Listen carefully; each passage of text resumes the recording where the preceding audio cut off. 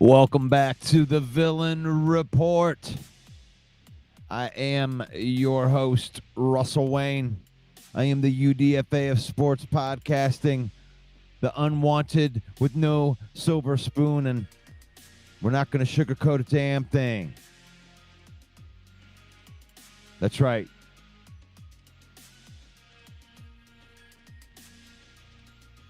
Yesterday, the Lions drop a game to the Kansas City Chiefs. And this is OverReaction Monday right here. So we're going to talk a little bit about it. The Lions went into Arrowhead for Sunday Night Football and left with more questions than answers.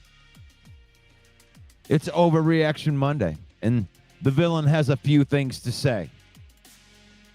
We're going to break down the loss to the Kansas City Chiefs, the good, the bad, the ugly, from Jared Goff under pressure to Dan Campbell's fourth down decisions. Nothing is off limits. Plus Brian Branch picking a fight with JuJu. We're going to talk about that.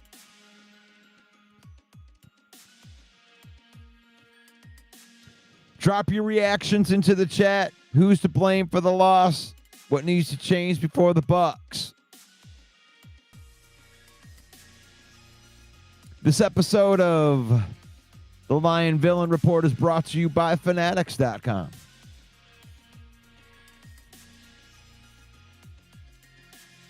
If you bleed Honolulu blue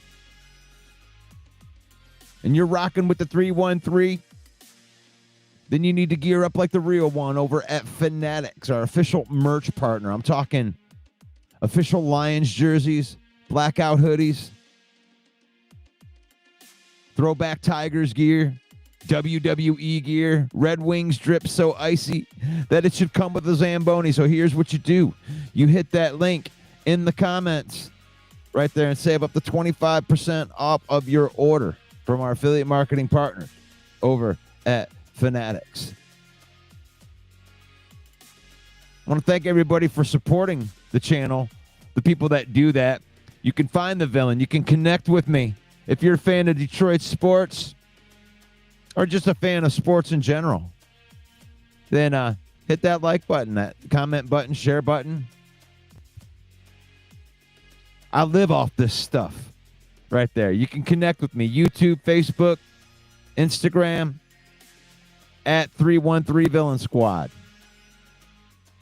Wherever you scroll, the villain rolls. It's faith, family, then football. Wanted to thank everybody that came out and, during the halftime and listened to my little worship session. I appreciate that. You guys coming in supporting faith, family, and then football. In that order. You like that? We use football. We don't let football use us. Right there. And here we are. It's a somber day, and I wanted to start out right here with the Dan Campbell press conference, right after the game. But before I get into that, I want to say hello to everybody. Say hello to everybody in the comments. Who do we got in there? What's up, Tyler? You just made the list. Good morning, Paul. You like that? We'll talk about the refs too. I have a talk. I have a take on that, but I do want to listen to the Dan Campbell press conference first. But you like that? Good morning, Rick C. and Helen. You just made the list. Good to see you in here. Good to see all my peeps in here. The 313 Villain. Talk about this 30-17 loss in Arrowhead, the Kansas City Chiefs. But first, let's get in here and let's listen to what Dan Campbell had to say about this. So, make sure, drop this in the comments if you can hear. I'm pretty sure you're going to be able to hear it, but just give me a thumbs up when I start this right here. But here's Dan Campbell. Let me start with this.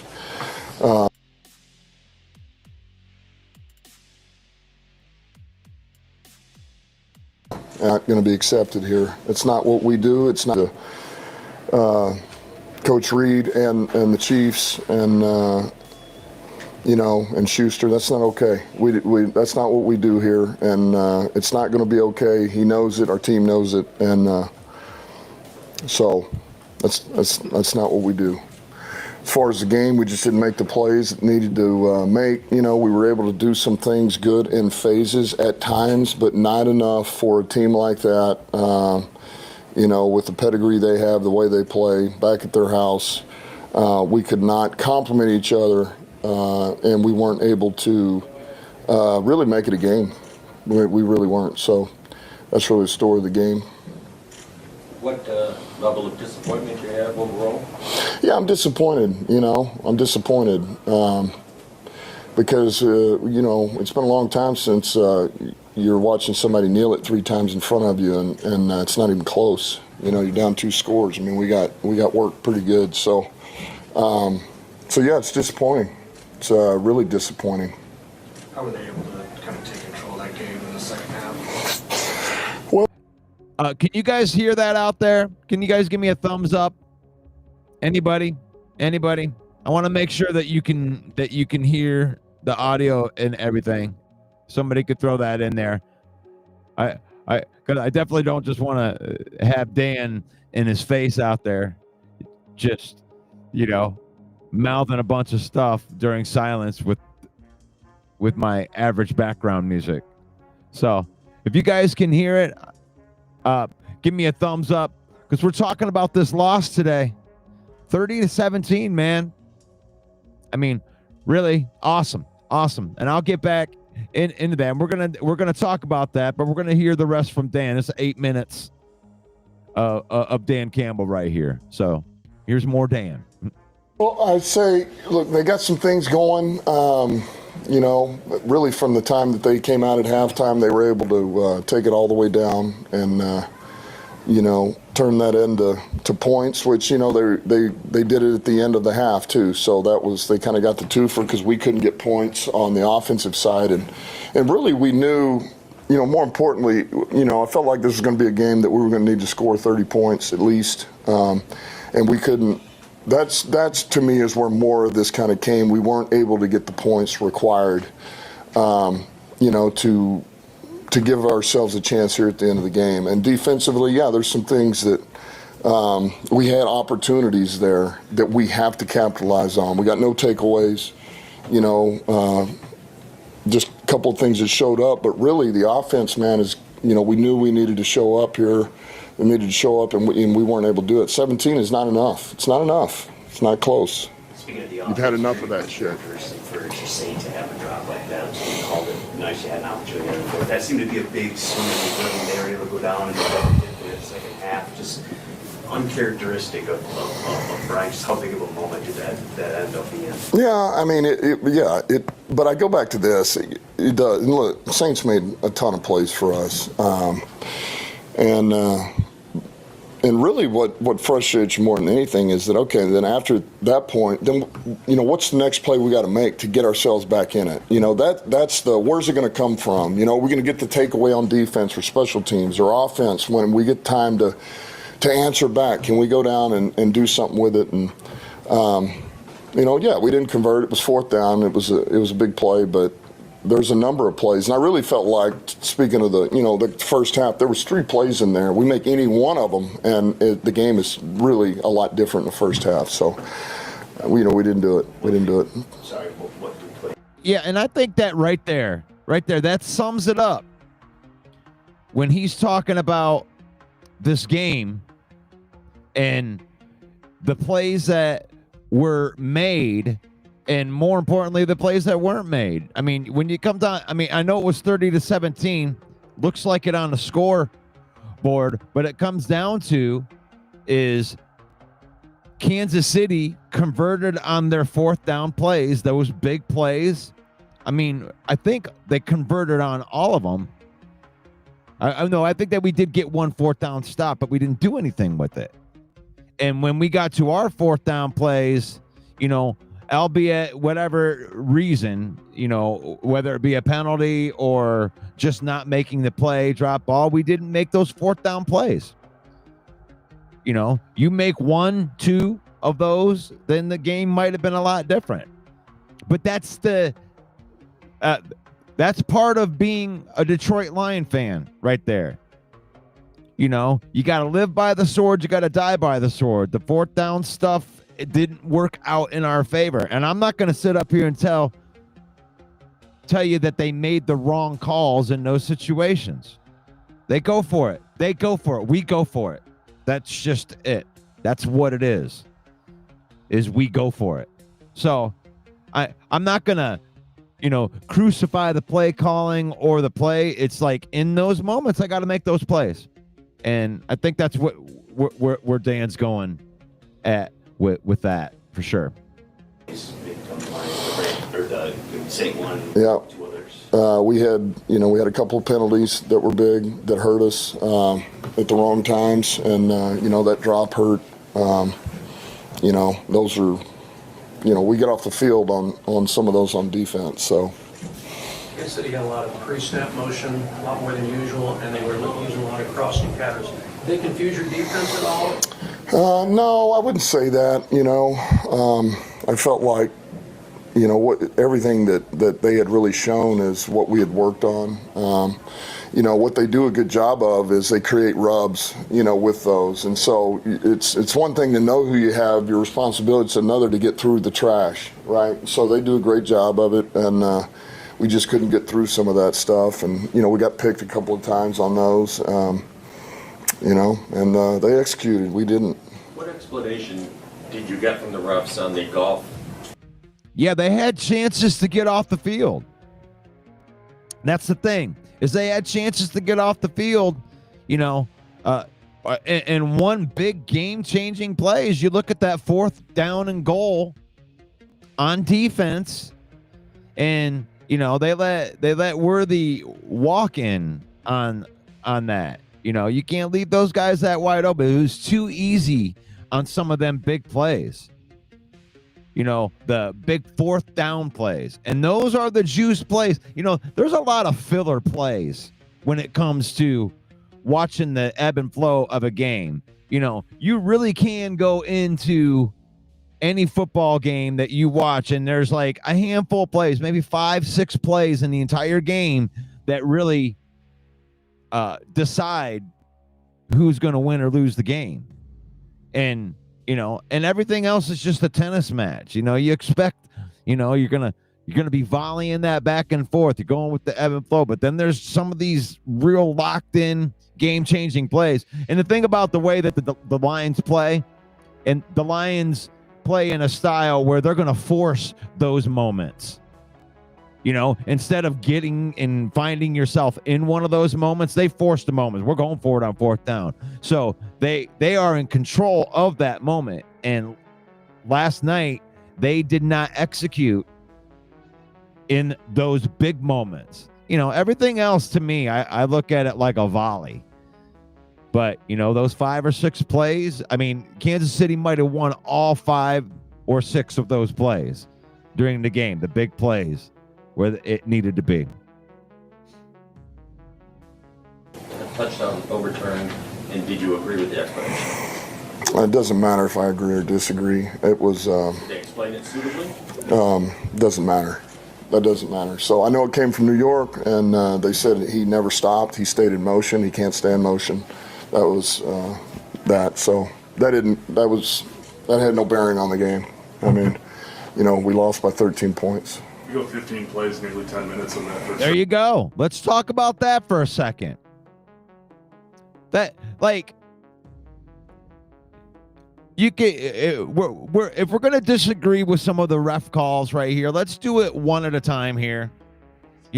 As he's addressing that, that 4th down catch by Jared Goff right there, like, you would have to bring me an expert in to really explain what went wrong on that, because every once in a while when you're a Lion fan, you get one of these calls where it's like you got to go into page 628 of the rule book under section in the bylaw underneath quadrant little number 4, with the you got to go in there deep to find the meaning of what happened. And I still don't know what was wrong on that play. Like, to me, you took a really, really great play that, should go down in like, the history books as a cool play. And you just wiped it off the board. You just made it not exist. And I watched the play. I got so excited. I was on the broadcast last night. I was so excited. How creative of a play is that for John Morton? And I love the way that Dan Campbell answered that question. Because the thing is you can't complain about the referees. At the end of the day, you really just can't. The whole NFL knows that Kansas City gets all the calls. It's okay. It's okay. You got to kind of deal with that when you play Kansas City. And he answered that question perfectly. Says it doesn't matter. It doesn't matter what I think. They made whether I agree or whether I don't agree, which tells me that he didn't agree with their application of that rule, especially in that moment. And so that's just one of those examples you can just go to. And not complaining about the call, but when you look at the biggest moments in the game, my job is to look at what I see, and I have to report what I see. And in the biggest moments of the game, the referees were involved in those moments. I can agree with it or I don't agree with it. That does not matter. The fact is, as my job, I got to talk about that. And in that moment, the referees made a decision to not make that a legal play. And therefore, it didn't exist. Got 3 points instead of 7 points. That's what it comes down to right there. But what are your thoughts about that play? Because that's one of the big controversial plays in there. How do you feel that they handled that? Let me know that in the comments, and I'll move on. Gosh, I'm not doing good with it. There we go. That's what I was looking for. Come on, Dan. Just where did the offense lose that consistency? Yeah, I wish I could tell you right now without going back and watching the film. We had a pretty good flow going. Wanted to be able to run it out there. We broke some good runs, and but I know if you get a TFL or you get a no gain and then you have an incompletion and now you're 3rd and 10 and you don't. I mean, it's one thing to try to want to continue to get first downs, but if you can't even get in position to go for it and get first downs, that's tough, man. And we ended up in that boat about 3 different times, so that's hard. But we'll watch the film and we'll clean this stuff up. And we're going to have to. I mean, Tampa Bay's coming in. They're a good football team. So we're going to have to be ready. I mean, they're all good. And it's not going to get any easier. These only get harder and harder as you go. And they're more meaningful every game that we go. But, I go back to this. Maybe we needed this. Maybe we needed to get kicked around a little bit because that's what happened.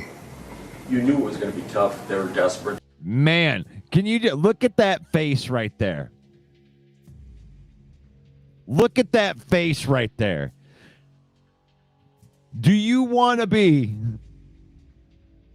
in a Dan Campbell led practice this week getting ready for Tampa Bay? Look at that face. Does that look like he's going to go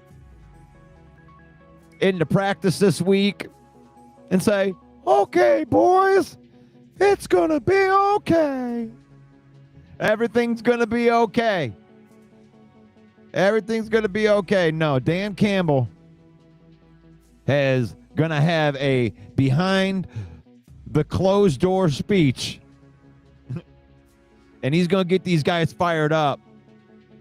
He's going to have these guys fired up for Tampa Bay right there. That does not look like a guy that's going to mess around in practice this week. That does not look like a guy that's going to mess around in practice this week. So that's one thing I do appreciate about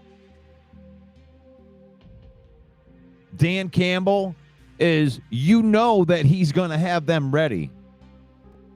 The Lions haven't lost 2 games in a row since 2022, and this is going to be probably the toughest test for a week after a loss that we've had.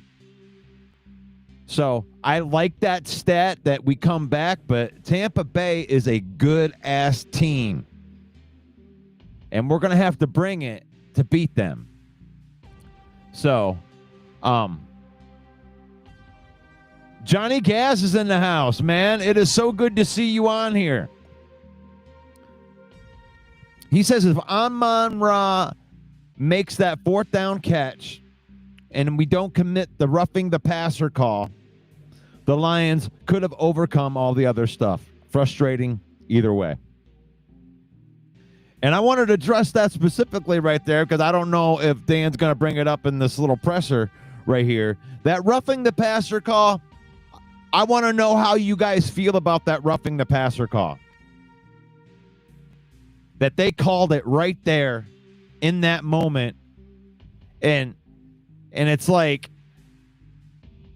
you know, he did put his hands on him, but this wasn't like, I mean, Aiden could have destroyed Patrick Mahomes right there, and he let up, and Patrick Mahomes did a little bit of a sell job on that, and I didn't like the call, man.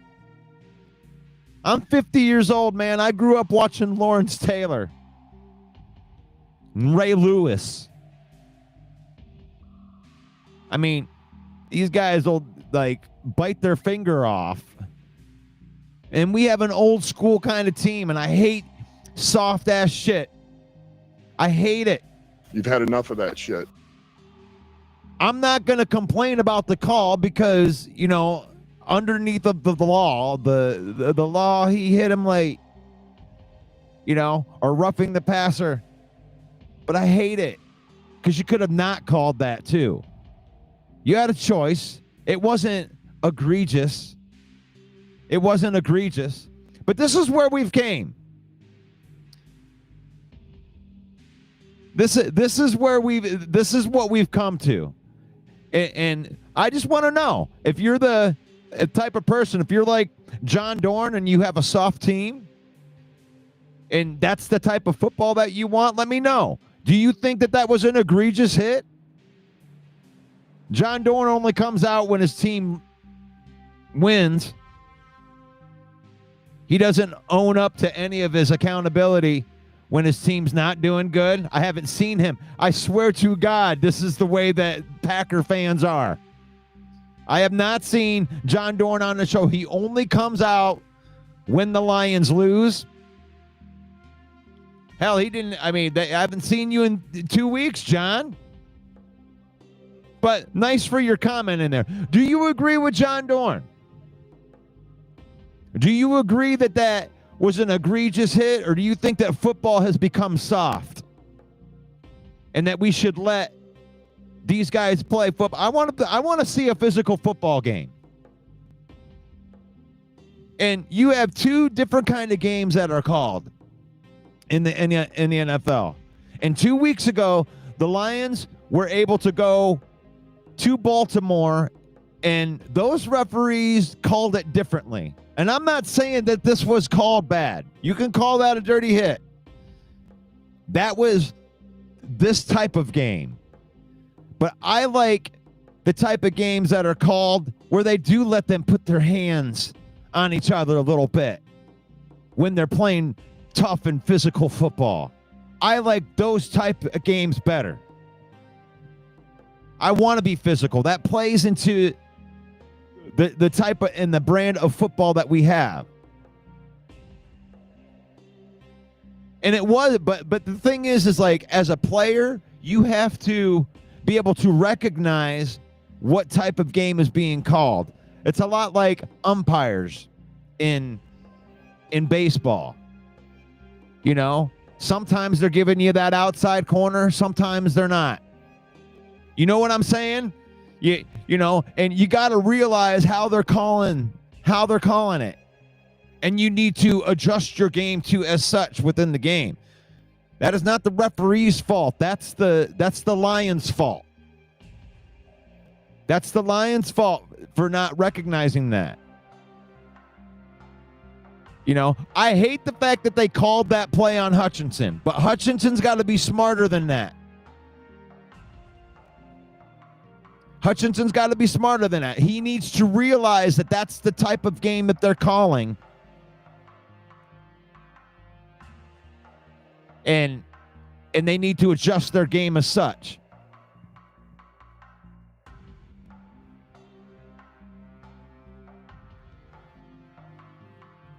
Oh, wow. Really? You're going to call Branch a crybaby. Okay. Let's hit this up real quick right here. First of all, Brian Branch, this is inexcusable for you. You got to keep your poise, and you need to do better in that. You don't need to act like a child. But you calling him a baby when you had your linebacker Quay Walker crying like a little girl that got her favorite little pink bike taken away in there. And Brian Branch, I don't condone what you did, but he went and slapped JuJu in the face and then judo slammed him. I don't necessarily call that crying. I call that a outburst of alpha aggression, which is uncalled for. But calling him a crybaby when you have the biggest crybaby that's ever cried on camera before, going down in the tunnel.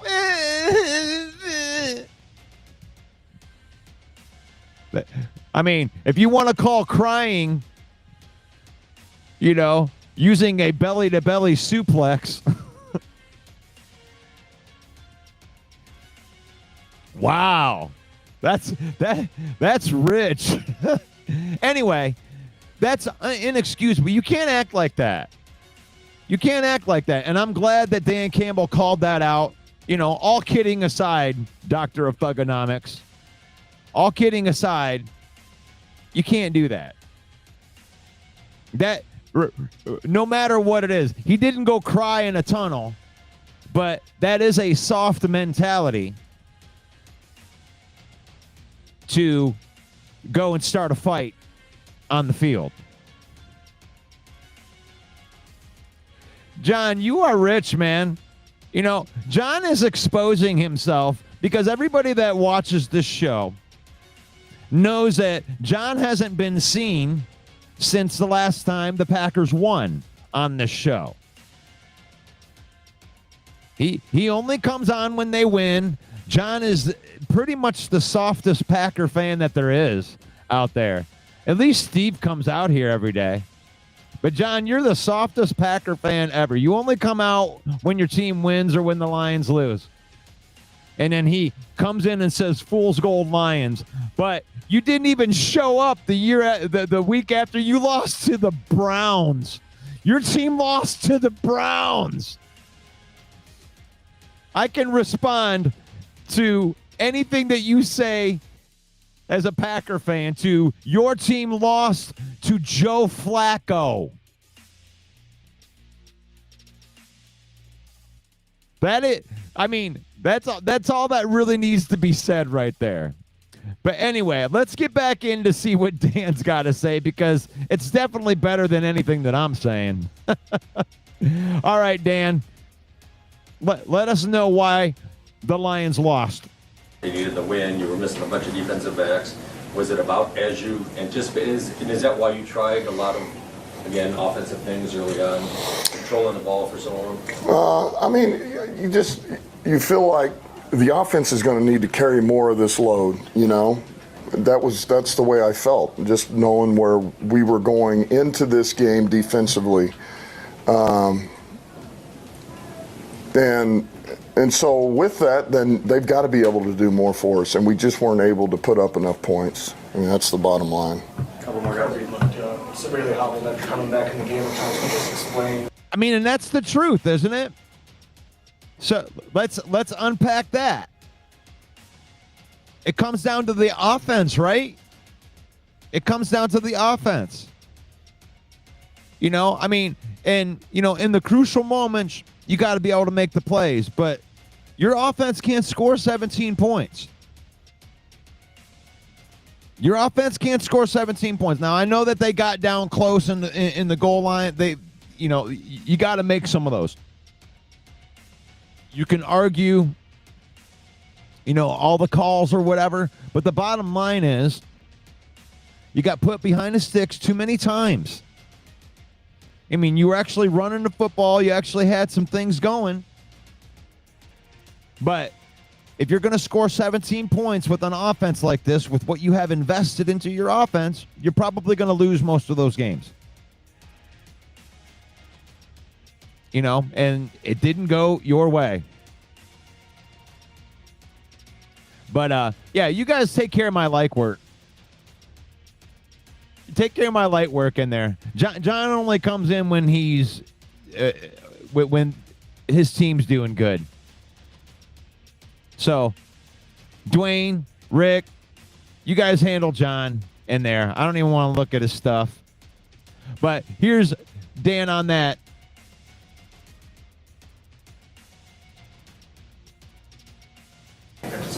Well, I think if we have time to, you know, if he gets some significant time off, I think this thing will calm down, you know. But unfortunately, we don't have time. You know, we just tried to calm it down as much as we could and get him out here to where he's ready to play. He felt good enough to play, and we gave him a go. And, you know, I would like to say that once we get to the bye, this thing will calm down.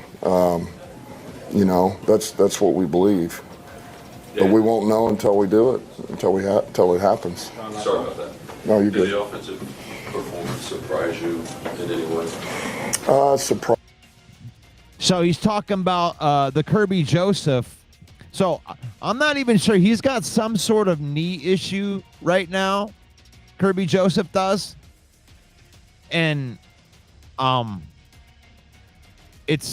mean, it's obviously something that he can play on, but he's obviously not 100%. And I mean, I don't know. Do you think they should just set him down? I mean, you know, I know that we would probably, you know, want to have Kirby Joseph out there for this Tampa Bay game.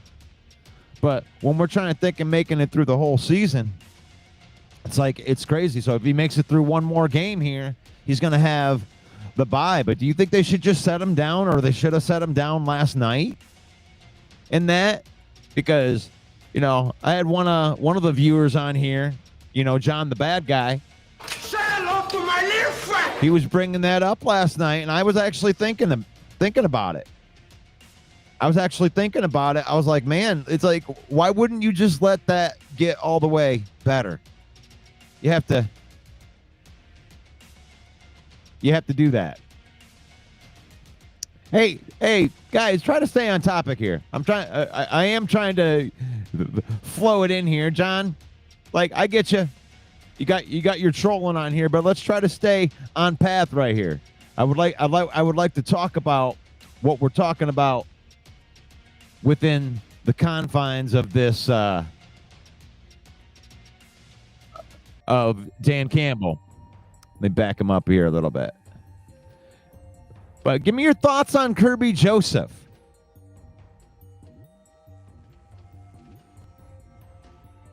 Do you think that he should they should set him down? You know, if this injury is something that just keeps on kicking up a little bit? I don't know.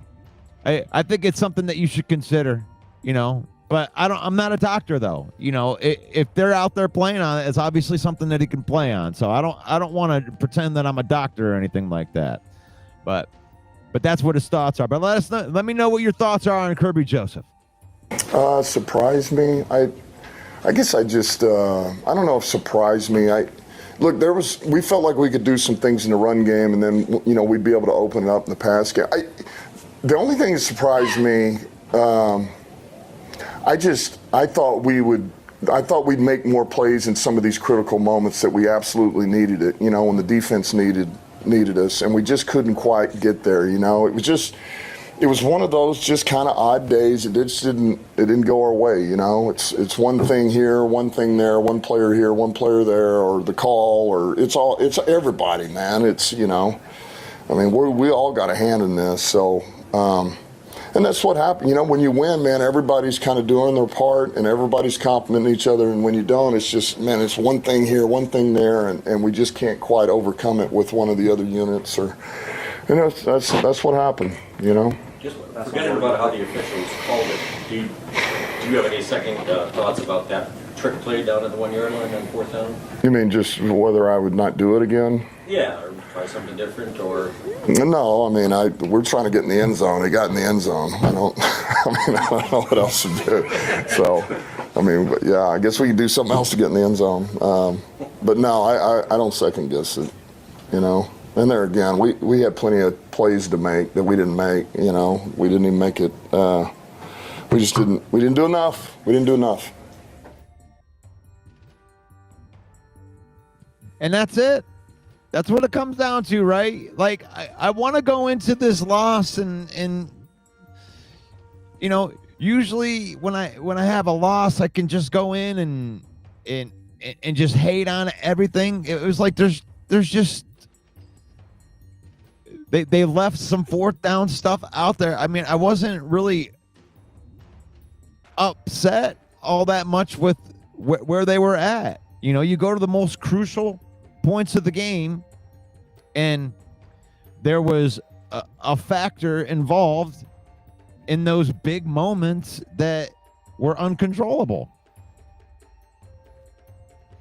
You know, I mean, it is what it is, man. It's the same thing that it's like, it's not. I'm not bitching about the referees. I'm bitching about the fact that I have to talk about them. That on the biggest plays, you know, where you're trying to figure out what went wrong, you know, you go into penalties. And then you have to just make the decision whether, I mean, you can agree with the penalty or not agree with the penalty. But, you know, you go on a 4th down and, you know, they call a defensive holding penalty that was questionable. And it is what it is. But it gives them a new set of downs. They get to go down. They finish the drive. They get a touchdown. You know, it's stuff like that on the biggest moments, because I have to look at that play and say, well, what happened in that play? Well, in the play, you know, it was an incomplete pass, but a penalty was called. Rock Ya-Sin. I believe that was on a 4th down. Get you off the field type of stuff.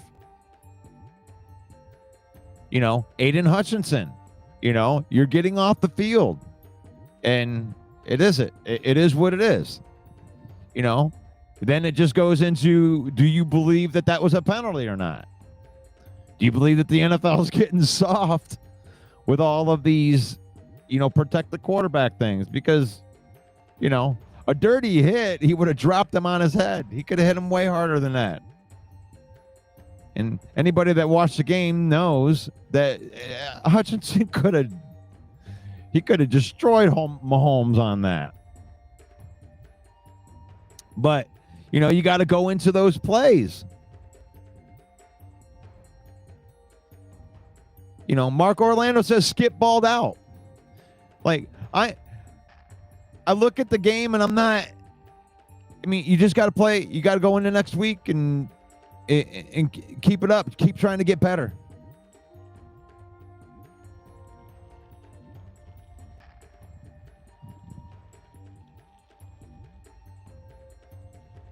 So,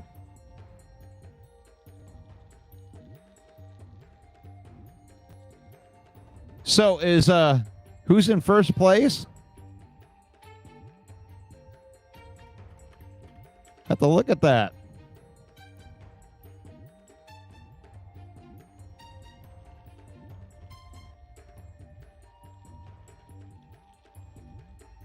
That's weird. I guess technically the Packers are in first place, but we have more wins than you. So I don't even know how that even how that would even work like that. But goes on the winning percentage. There you go. 667, 700. Yeah, Packers are in first place right now. Congratulations, John. Congratulations, John. John only comes out and talks when he's in first place. Only when the Packers win. Hey, John, how did it feel? You tied Dak Prescott. Dak Prescott, like, I think he exposed your defense. Dak Prescott did. Dak Prescott owned that defense. Didn't look like Micah Parsons did anything in that game. Wow. What happened? What happened in the Browns game? I never even heard from you. I never even got to hear from you after that because you went into witness protection for 2 weeks. What happened in that game? What happened in that Browns game? I thought Jordan Love was the savior. Ugly interception at the end of that game, man. 10 points against the Browns. Lions beat the Browns. Lions scored all over the Browns. So did Vikings. What happened? What happened to the Packers in that, man? I thought maybe the Packers lost a step. Looks like they're not as scary. I mean, that was the Browns. I mean, at least the Lions played a real team yesterday. They lost to a real team. They lost to a real team. I mean, just because you got lucky in week 1, caught us off guard, took our offensive linemen a couple weeks to get it down. You're gonna bring that weak shit that you brought to the Browns to the Lions. Oh man, you're gonna get whooped on Thanksgiving. You better practice a little bit. The Packers defense is hot garbage. I mean, spend all that money on that and you lose to the Browns. Give up 40 points to the Cowboys. What a trash defense that is. At least the Lions lost to a real team. I mean, Patrick Mahomes has Super Bowl rings.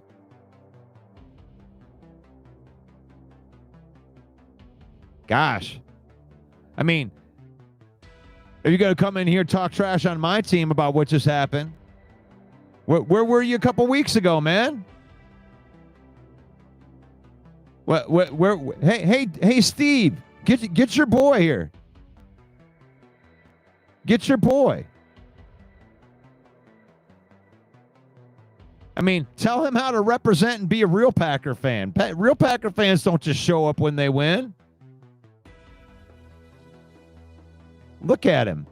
Look at him in here. I think it's hilarious, man. Like, you can't even show up when your team loses. Look at me. Look at me. Look at me representing the Lions in such a better way than Packer fans do. This dude only shows up, pops in a couple fool's gold Lions thing that only when they lose. But look at the undrafted free agent of sports podcasting showing up when my team loses and representing when my team loses.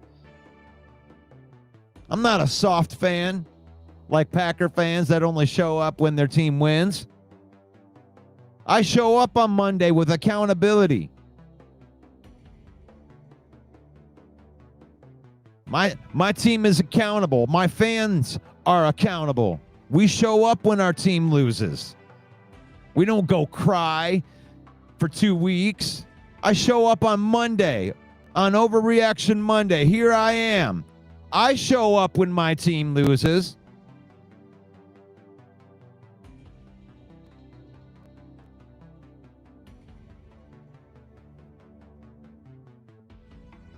See,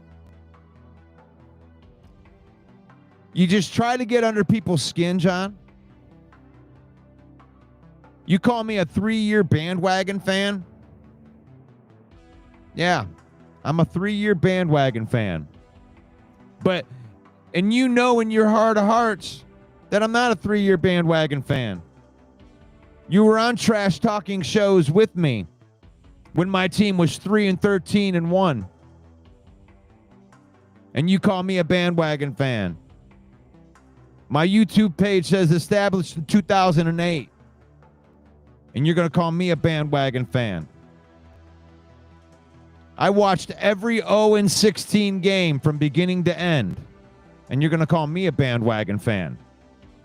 You're going to call me a bandwagon fan after your team lost to the Cleveland Browns and you were nowhere to be found. Where were you? That's a bandwagon fan. You only show up when your team wins. You are defining yourself. You're not even a good Packer fan.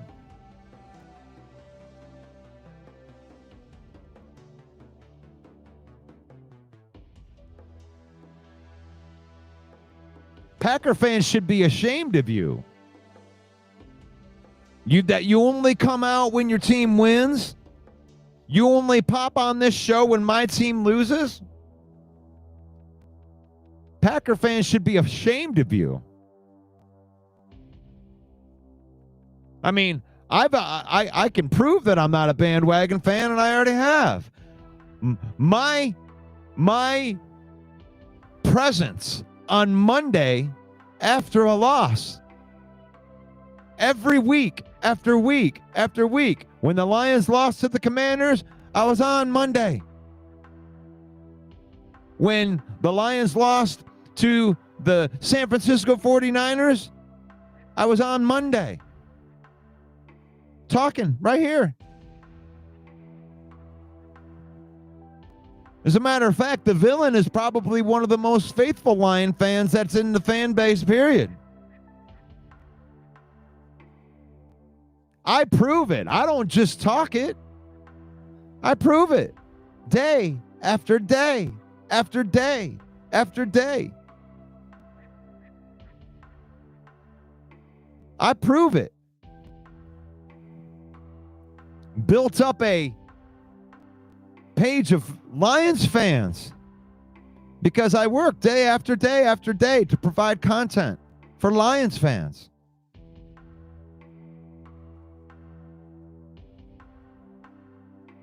See, John, you don't have to respect what I do. You don't have to respect what I do. But there are people that do respect what I do because I grind. I grind.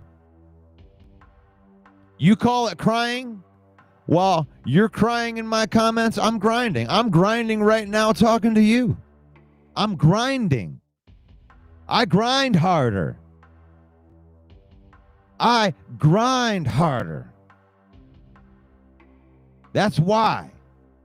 That's what happens. That's how you become successful in the United States from anything that you want to do in life. While haters hate on you, you grind. Grind right through it. Grind harder. And that's the Detroit mentality. That's the Detroit mentality. You think that Dan Campbell is going to go and cry? No, he's going to go and get them guys ready for Tampa Bay.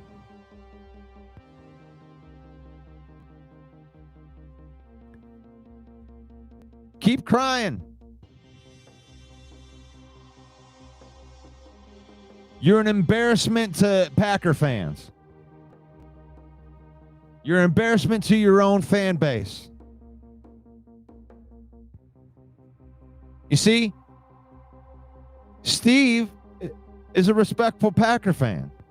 He comes in here and trolls me, but he respects the grind, and thank you.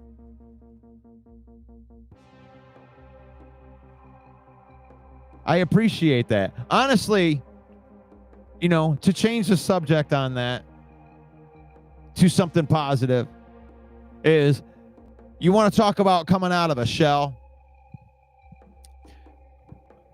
I do want to live by this motto of faith, family, then football. When I want to put things into perspective like that, I want to leave the world a better place, than before I got here. And faith, family, then football. I love the Lions, but I don't want to let winning and losing dictate everything in my life. And that's where this comes from, is faith, family, and football. And yesterday, during the game, I did a little halftime show. It was only 8 minutes long. Just sang some Christian music because I don't even know what they had. I don't know if Taylor Swift was playing at halftime or whatever halftime show that they had. But I just wanted to bring in some positivity. And Steve, that means more than you know, because that was me way out of my comfort zone, because it's a difficult thing for me to wrap my mind around, trying to mix what I do musically in my music life and then my fandom and what I provide here for people. And nothing says that you don't know me if you say all I do is hype my players. I got themes every week where I break down, every single game. I come in on the day afterwards. We do PFF Tuesday. We just go over the hard numbers of what is there. And got some special guests. I'm going to have John Macaroon on here tomorrow during the PFF. And I always appreciate his insight because he is a Lions insider.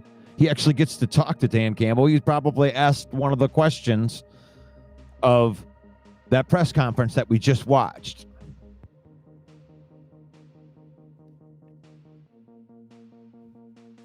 And I always appreciate having John on here. But let's get in here. Adam says, my wife is a Packers fan. And she says, shut up, John. He's an idiot. John is part of our troll group. And it's okay. John is John. Believe it or not, I actually have love for John Dorn. I love that John Dorn gets everybody agitated in here because his fandom is so predictable. But him and Robert Bertana, I do a show with him on Saturday when we do the picks for the week. And they have their trash talking show every Saturday night. And, they have some fun on that. If you get into the deep trash talking, that's what he's doing. He's bringing a little bit of that to here. It's not really my bag all that much, because there is some truth to me hyping my players. What I like to do is I like to take villain advocate. You want to see a Hulk Hogan send off? I don't know if I got a good picture of Hulk Hogan in here. Oh, man. A Hulkster send off. No, it's fine. It's fine. It's fine. So we have, it's 10:55 right here. So final thoughts on the game.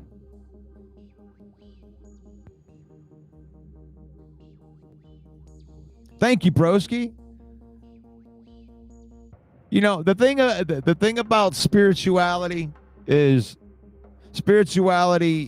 something that we can all share together. And I'm not the kind of guy that's going to come on here and preach at you or anything like that. I believe that you can do that on Sunday, and I can invite you to a place that does happen. But when I think spirituality, I think thoughts have weight. You don't have to think the things that you do, and you can choose to think certain things. And when you do, I believe that carries weight. And in Christianity, they call that type of thought prayer. And, if you want to be positive, you think good thoughts about people. And if you're Christian, you add the words in Jesus' name at the end of it. But thinking good thoughts about people and wanting good things in your thoughts, that carries weight. And Whether you believe it or not, I believe that God honors those thoughts. And that the Creator wants to make a connection with you. And He will. You just got to seek and have those good thoughts. And let God meet you there in those good thoughts. But yes, man, you guys are making me all emotional in here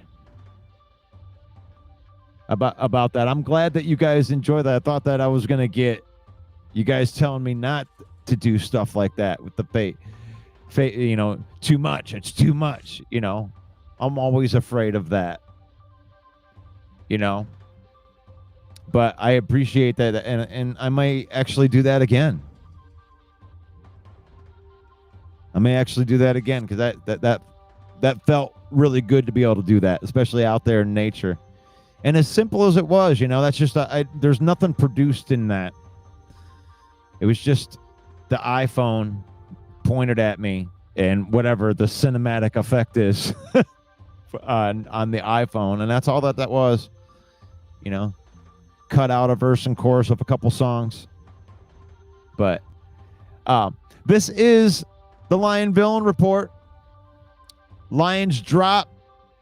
They drop a game. They dropped to 4-2. And they got another tough game in here. They got to be careful. They'll end up at 4-3. Because Tampa Bay is a good team. But they haven't lost 2 games in a row since 2022. So that's going to get put to the test in this upcoming week.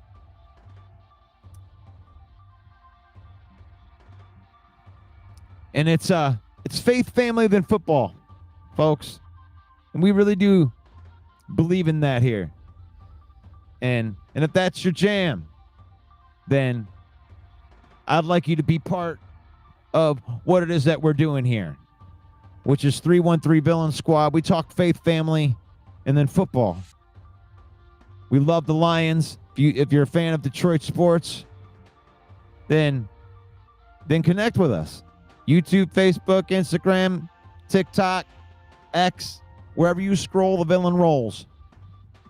And the villain isn't a bad guy. Sometimes it just seems like he's misunderstood a little bit. And what you wanted to hear, I don't have a Hulk Hogan picture in there.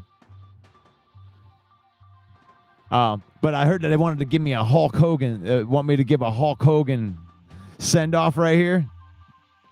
All right. Let me tell you something, brothers. With me and all my Hulk maniacs out there, let me tell you something, dude. The 313 Villain Squad and the 24-inch Pythons are going to come together, and we're going to go to Tampa Bay, brother. Gonna drop a big leg, brother, down on. And what you gonna do when the Detroit Lions run wild on you?